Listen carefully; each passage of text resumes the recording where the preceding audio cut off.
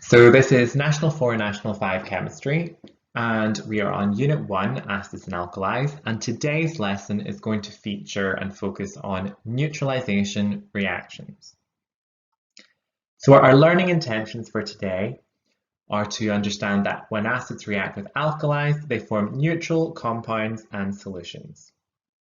The products of neutralization are to produce a salt and water.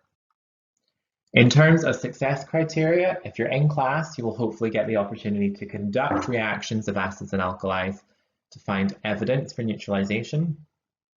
But specifically for this online lesson, be able to state that the products of a reaction between a metal and oxide and acid, a metal hydroxide and acid, and a metal carbonate and acid. So the practical activity that you'll hopefully be able to do in class are to take any metal oxide, any metal hydroxide and metal carbonate, and you will be adding universal indicator and some acid to each of these types of compound. So you'll test one metal oxide, one metal hydroxide, and one metal carbonate. Now, hopefully, what you will find is when you add your universal indicator to your metal oxides, that they all should go blue. That means that metal oxides, metal hydroxides, and metal carbonates are alkalis. When we add acid to our metal oxides, hydroxides, and carbonates, the solution ended up a green color. So that means that whenever we add an acid to an alkali, we end up with something neutral. And between the different reactions, you would find that there was no gas given off when the metal oxide reacted with an acid, no gas given off whenever a metal hydroxide reacted with an acid. However, you do get bubbles of gas being formed whenever a metal carbonate reacts with an acid. And we're going to explain why we see these observations. So why, whenever an acid reacts with a base, do we end up with something neutral? And why do we see gas being produced for carbonates, but not for oxides and hydroxides? So neutralization, we have to remember that acids, the ion that makes something an acid is the H+ ion. The ion that makes something an alkali is the hydroxide OH- ion.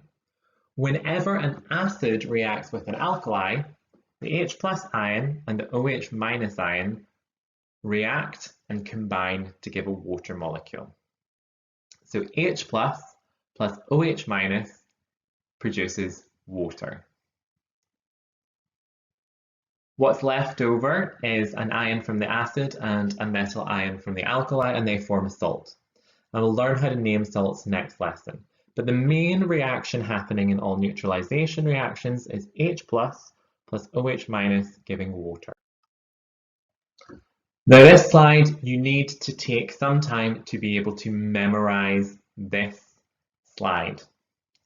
You are expected to know the general equations for 3 types of neutralization reaction. By general equations, we mean what happens generally. So an acid, any acid plus any metal oxide produces a salt and water. Any acid plus any metal hydroxide produces a salt and water. And any acid and any metal carbonate, whenever they react together, produces salt and water, but you also get carbon dioxide. Carbon dioxide is a gas, so that is why the reaction between metal carbonates and acid produces bubbles, whereas the reaction of a metal oxide or hydroxide does not give any bubbles. You need to know these equations off by heart because you would be expected to be able to apply these equations to real examples. So you need to know the general equations first to be able to apply them to specific examples. Now for the bottom equation, metal carbonate plus acid giving salt, water and carbon dioxide, we need to be able to prove that the gas that we are producing is carbon dioxide. and so we need to do a chemical test. Now, the chemical test for carbon dioxide is to do your reaction between a metal carbonate and acid, and it will start to bubble and start to produce gas, and you have a tube that will allow that gas that's produced to be transferred into another flask. Now, the second flask will contain a liquid called lime water.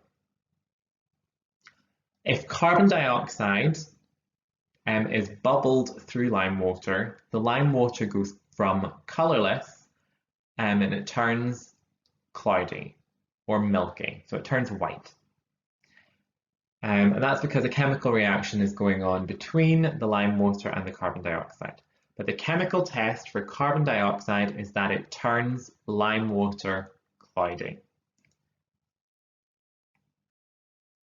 So hopefully, if you were in class, you were able to conduct reactions of acids and alkalis to find evidence of neutralization. But from this lesson online, you can hopefully state the products of a reaction between a metal oxide and an acid, a metal hydroxide and an acid, and a metal carbonate and an acid. Now, in order to test that, we've got a series of questions. So firstly, what name do we give to the reaction between acids and alkalis? What name does that reaction have? That reaction is a neutralization reaction. What two products are formed in every single type of neutralization reaction? Which two products are always produced in a neutralization reaction? Those two products are salt plus water. What gas is produced when metal carbonates react with acids?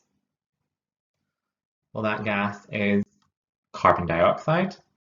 And what colour will universal indicator turn to prove a neutralization reaction has happened? What colour would universal indicator turn? It would turn green. And final question, what is the test for carbon dioxide? How do you know if you have produced carbon dioxide gas and not some other gas? Well, the test is carbon dioxide will turn lime water cloudy.